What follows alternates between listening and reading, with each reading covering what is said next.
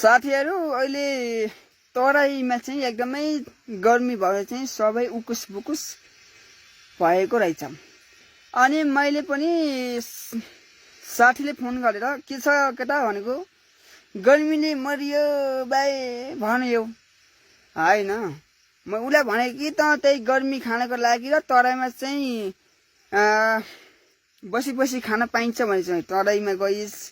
हाम्रो तरा पहाडमा यस्तो आनन्द चिसो ठाउँ छोडेर भने क्या छ नि केटा त्यही गर्मी खाँदै बस्दै गर। ल है साथीहरु तपाईहरु पनि गर्मी खाएर चाहिँ हैरान हुनु भएको छ भने पहाडतिर आउनुस् आनन्द चिसो खानुस्।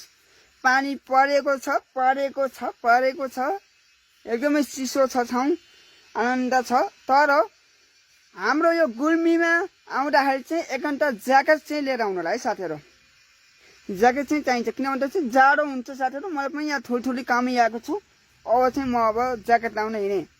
ल है साथीहरु सबैजना त्यही बुझ्नु होला सबैजना साथीहरु जाडो मनाउनको लागि पहाडतिर आऊ गर्मी खानको लागि तराईतिर झरौं। हस्त महोदय।